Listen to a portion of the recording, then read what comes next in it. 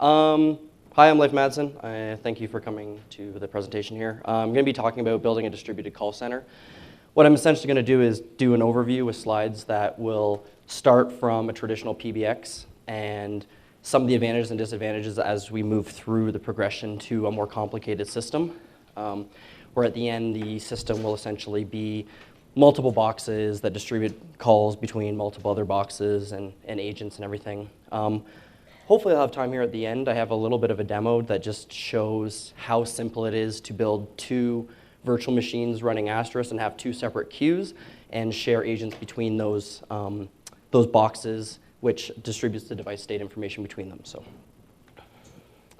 So I'm from Canada, so I'll be using TRE, so apologies for anyone who finds that really offensive. So I'm an Asterisk consultant. I have my own company and I do consulting for businesses, and I also work part-time with Digium as a bug marshal and the Asterisk release manager. I'm co-author of essentially the O'Reilly books with Jared Smith, Jim Van Megelen, and Russell Bryant. And as I said, bug marshal and release manager. And I've been doing a lot of database integration throughout the years, so that's kind of a specialty, I guess. So the topologies, I'm going to describe various call center setups and start simple and increase in complexity. As the complexity increases, there will be actually less and less people that actually require that in many situations, but it kind of will give you an idea of how you would scale a system from one or two Asterisk boxes up to multiple Asterisk boxes and distribute that information as you need to grow.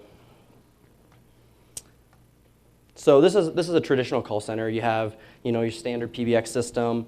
It goes to some analog phones. Perhaps they're digital using ISDN or something built into the system, and you're connected to the PSTN via a PRI interface or analog interface or something like that.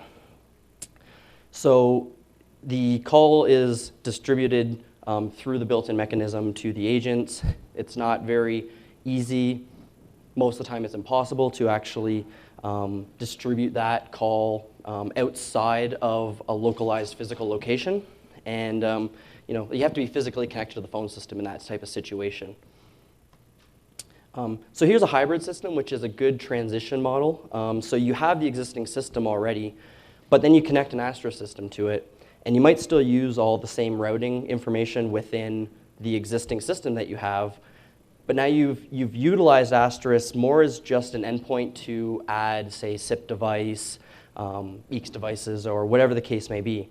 So not only can you get a transition into a VoIP-type system where you're able to deploy new handsets, you also get the advantage of being able to distribute those agents even outside of the company. So the physical location is no longer a limitation to where the agents actually have to exist. So you're still somewhat limited to some physical connections. You can't totally, or you probably haven't transitioned entirely to a distributed model. But you do allow some remote employees, and I'm a big fan of being able to work remotely. There's obviously the advantages to the environment and things like that in terms of people having to drive and electricity usage and stuff like that within an office. But it gives people a higher morale usually in terms of being able to work within their hours and still have the advantage to do all their own things at home, throw a load of laundry in and log in and log out of the queue throughout time. So here we have where we've transitioned pretty much to an entirely distributed system. Non-distributed system, but entirely VoIP, pure Asterisk-based system. So we may still have PRI, but we may have expanded the business to utilize an ITSP, so we get calls in over the internet, so we don't have to order and add additional PRIs into our system, so we can keep the cost down by expanding throughout using an internet connection. Again, we have distributed employees, and we can have some localized people, but we're using SIP. By using SIP and those devices, you actually have the ability to add additional functionality. So for example, let's say you're using a Polycom phone, and you want to allow hot desking. So within hot desking, essentially what that allows you to do is you have employees that come in and sit down in these cubicles, and they're a shared phone. So say someone comes in and works the 9 to 5 shift, someone works the the 5 to 2 a.m. shift, and someone works the 2 to 9 a.m. shift. Instead of having separate cubicles and separate phones for all those employees, they can come in, log into the phone, or log out of the phone at the end of their shift, and when they're logged in, you can actually display information on the phone that tells them what queues they're logged into, what skill set they have, what extension they are. All that information can then be distributed onto the phone itself, so instead of having to have a computer in front of you, you can actually distribute that information to the phone directly. So there's essentially no limitation on the number of lines, within reason, based on what the box can handle and network traffic and things like that. Again, remote employees, and it's a simple and efficient system. Expansion may be limited, just based on physical locations and all that information. If the box dies, then have a bit of a problem, things like that. This is a little bit of an expansion into the existing system where you utilize a database to basically control all the information. So all that information is now abstracted out of Asterisk and flat files. That information is located in a database. And then you can start adding things like a web interface that communicates with the database directly. I'm a big fan of the web interfaces that control the Asterisk system not touching Asterisk at all. It might connect via AMI to get some information about the devices and their status and things like that, so you can build some sort of a paneling system. But the web interface shouldn't actually touch Asterisk at all. If you can manipulate the data within the database, and Asterisk talks to the database, now your web developers don't need to know anything about Asterisk. And your Asterisk administrator doesn't have to care about how to pass the information to the web interface, or set up the configuration files, or if you want to change the configuration file, you can't because the web interface is going to overwrite what you're going to have, so you have to have it in an included file and all sorts of craziness. So the way that you can do that is using FuncoDBC. That's the way I prefer to use it. FuncoDBC is a dial plan function. And what it allows you to do is create a configuration file called func_odbc.conf.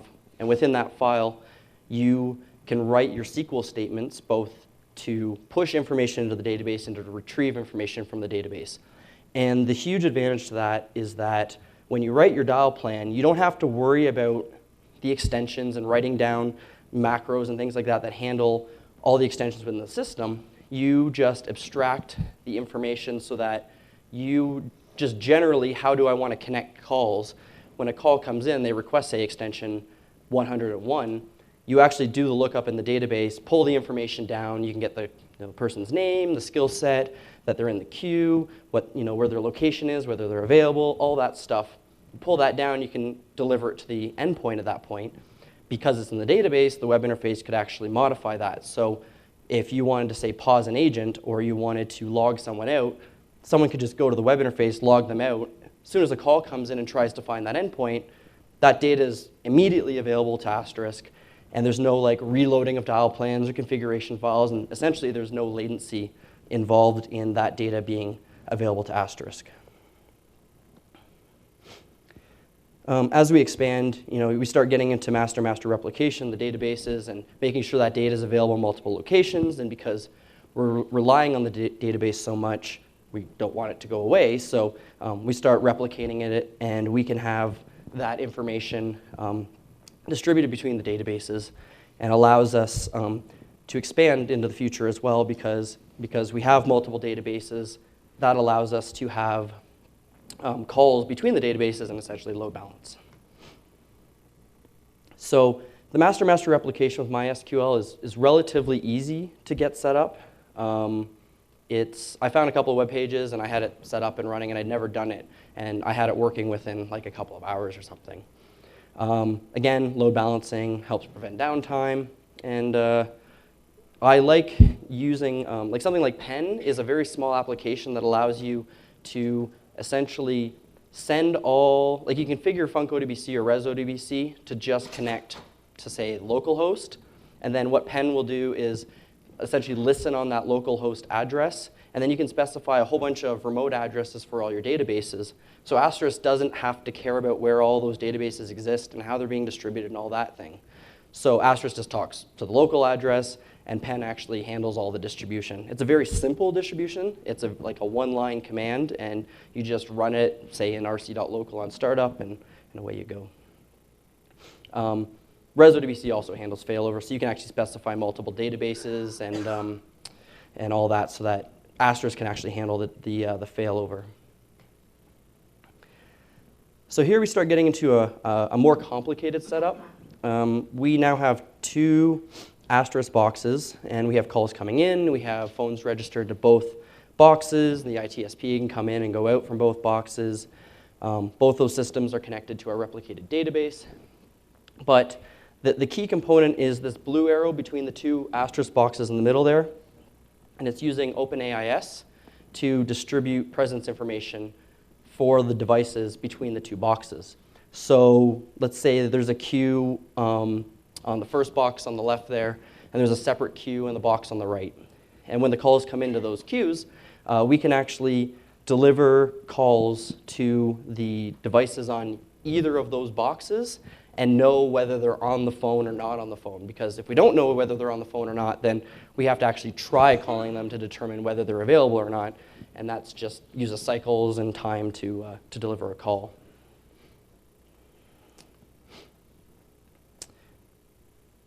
I think that's pretty much everything I said there. The disadvantage to using the system, it's very simple to set up. OpenAIS, it's very easy. I'm going to show that in my demo.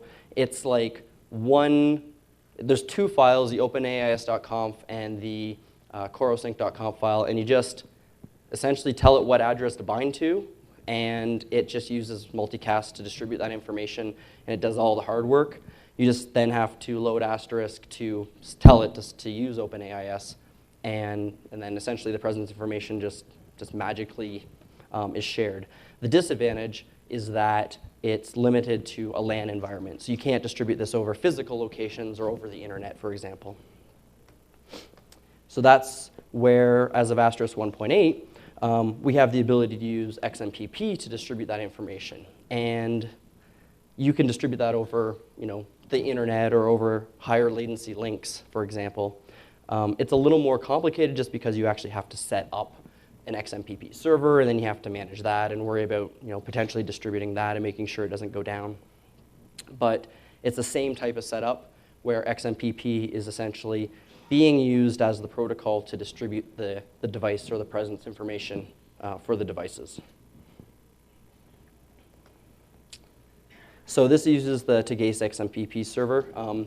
It's just the way it was implemented, and it's due to the way that it was programmed in Asterisk and the support that Tegace provides. It seems to work pretty well. It's been in production by the developer for probably a good year now. That was Brad Watkins that wrote that support, and it's very cool because it allows you, again, to take this location and take these 2 servers and make sure that they're even in separate physical locations. So if you have a data center go down, it doesn't matter quite so much because you can just roll back over to a different data center. Is there any questions before I go too much further in the back? So when you do the remote stuff, like that previous example, would you just rsync the databases, or is that something you have to figure out as well? Yeah, I mean, I kind of removed the databases out of this scenario. It could be replicated between the 2 locations. You might have to rsync them. You might have just the one box as more of a backup to fail, like a hot swap. So then again, the rsync works perfectly well between that. You could also create Asterisk or your web interface to write to multiple databases at the same time. So when you write it once, you write it between the 2, and then just try to keep them in sync, I guess, that way. I haven't physically separated the databases and tried to replicate them. I think it works, but I'm not sure how well.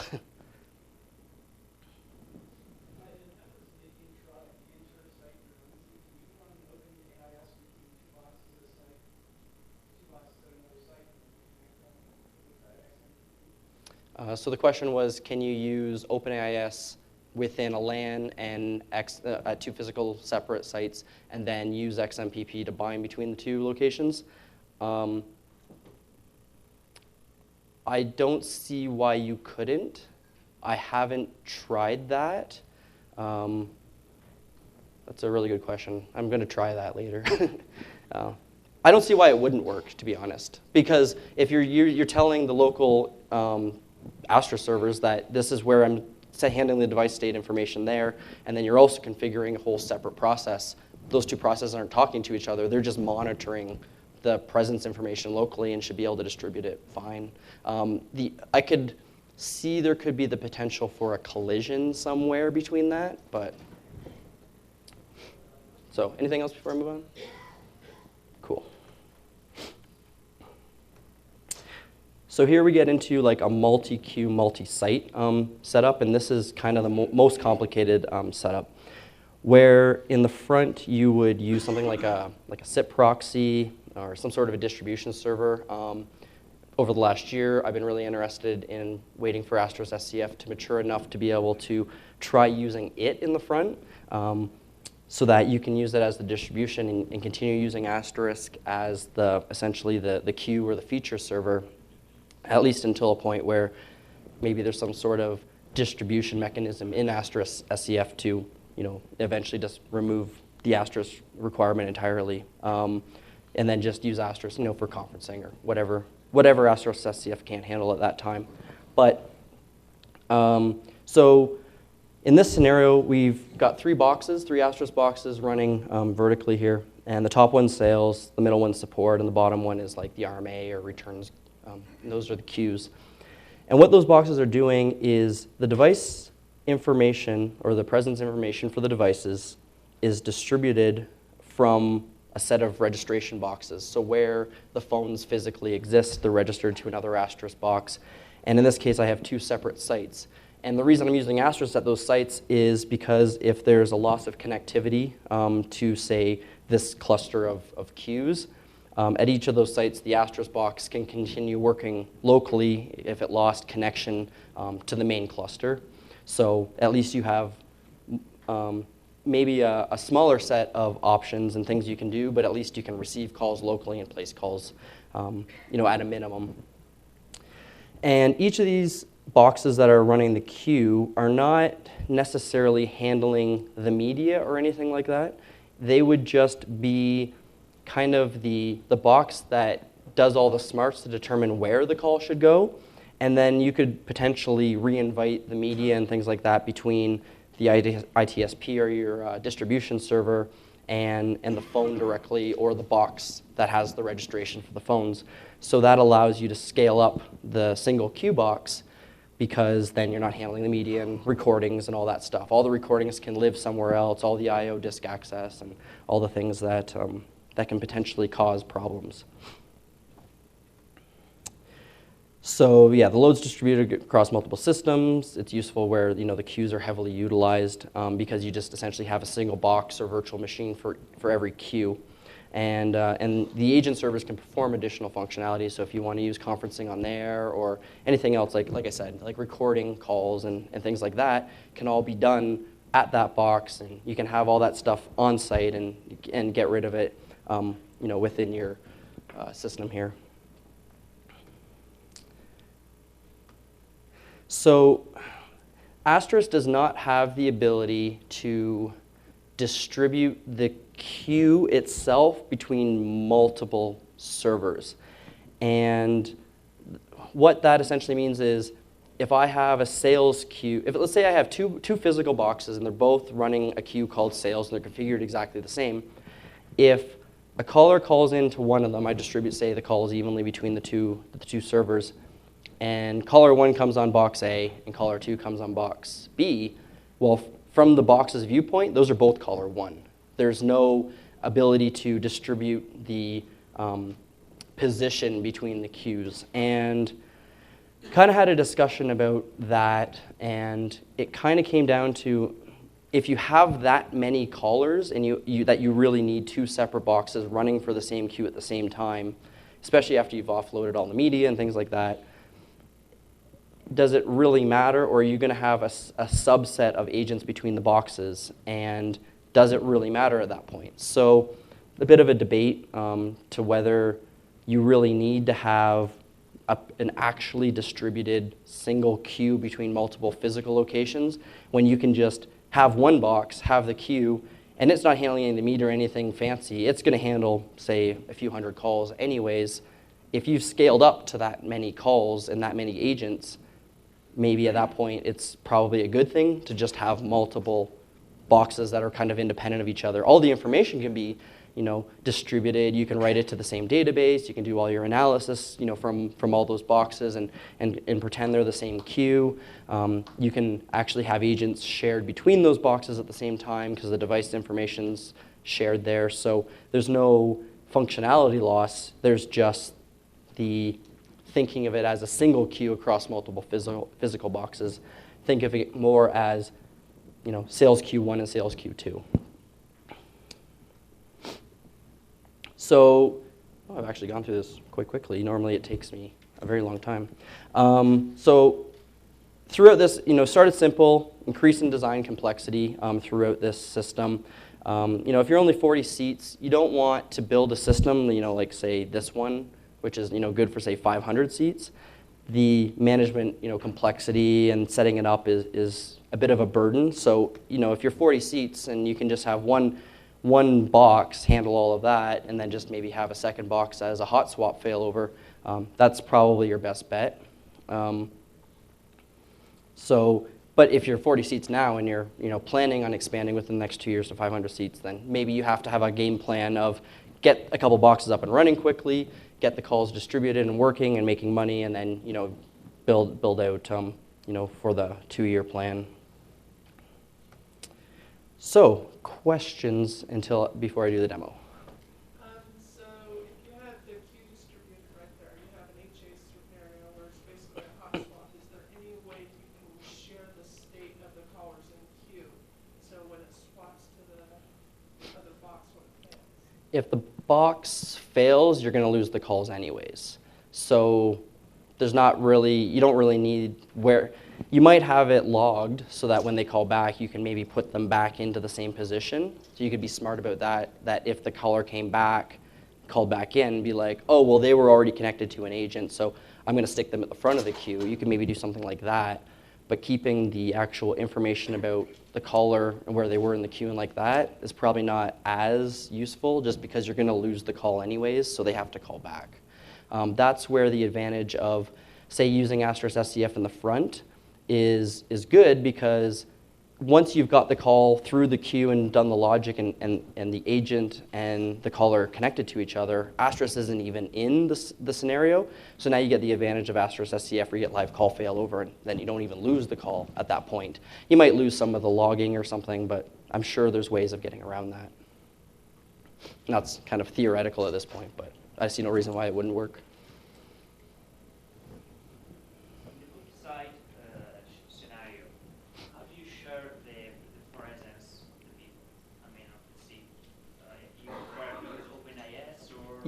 Yeah, you use OpenAIS, and you could use OpenAIS here. I mean, you have physical sites here, so you'd have to use XMPP in that location. But if all of these boxes sat in the same data center, for example, I would just use OpenAIS because it's just so much simpler to set up. Yeah, you'd have to set it up between all of them, just so that they can all. You need to know what the presence is of the phone, so they all need to be able to communicate with each other.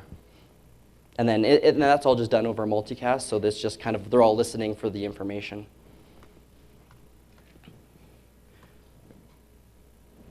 Yep. So the registration service, I actually probably want to use something else other than the registration side of things. Yep. User links without any start contributing. You don't want to essentially tell your queues to look for certain things. Is that something that Asterisk will support in the future? Will you do IP based extensions? I haven't. So I guess if I can try to rephrase the question is, if Asterisk would eventually support the ability to just monitor the hint instead of the device directly, kind of? So instead of identifying something by technology handling, identify arbitrarily. Oh, I see. So whether to arbitrarily monitor just something and not necessarily a device identifier. I haven't heard of anyone really working on that. It's still pretty much all device-based. So if the device is unavailable, especially because you're going to want to use SIP for the endpoints because it's the technology that has the most mature set of code, essentially, to actually allow presence information to work correctly. Like if you're using an EEX endpoint, you're not going to get as detailed or as accurate presence information as you can. So I'd say at this point, I'm not aware of anything like that. Custom device states. Oh, right. That's how you do that. Right, right. Okay, so in the queue, you can, when you add an agent to the queue, you can specify what to monitor for the device state. So you can say, well, I'm going to call this device, but I want to monitor, I want to use this as the monitor for the presence information. So you could use a custom device state and then you just change it dynamically using whatever you want to. So let's say they're on IM or something and they change their presence information. You can use that through AMI to change the hint or the presence. Anything else? Yep. We are looking for an integrator to help us build out a contact center. I'm wondering how large you're seeing this technology scale to. I have personally built it to about 4 physical sites, which is, I think, ended up being about 100 or so seats. I've heard of other companies building it over 500. So it's usually done in-house, and it usually takes about a year if you've never done it before. Seems to be about the time frame for testing and building and working through any of the issues and deploying and things like that. So that's about as best of an answer I can give, I guess. So, all right, while I still have time. So here, let me show you the configuration really quick and show you just how simple this really ended up being. This is one of the, so essentially here I have on one of the boxes, this is the AIS.conf configuration for Asterisk. It's 4 lines, and it's the same configuration I used in, or that Russell wrote in Asterisk, the definitive guide. So you can go through that section in the book and get it set up. Very simple dial plan. Whoops. Here, just extension 7001 will essentially call the sales queue. And I have this extension 900 just to play back some data for testing. And this incoming context is used when I'm sending a call from box A through to box B. And that'll make a little more sense in a second. The actual largest configuration was just getting SIP.conf set up and getting a phone configured, and then the configuration between the 2 Asterisk boxes to be able to deliver a call from box A to box B, and then from there to the endpoint. And then, just a very simple queue. It's just a standard queue that has round-robin memory and, don't ring when in use. So if I do queue show here, assuming this is all still going to work, you can see here under members, I have 2 members. They're both not in use at this point. One is local, which is the SIP quad 0, quad F, 0001. And then I have Frank Slugger, which is on the remote box. So it's a device at the other end, and I'm calling from SIP through to Astracon-Q2, which is this box over here. So SIP show peers. You can see I just have the 0001 user here and the connection between the 2 boxes. SIP show peers. Again, same thing. I have a testing user, but I have 0002 is local. So if I place a call, I don't have Blink open.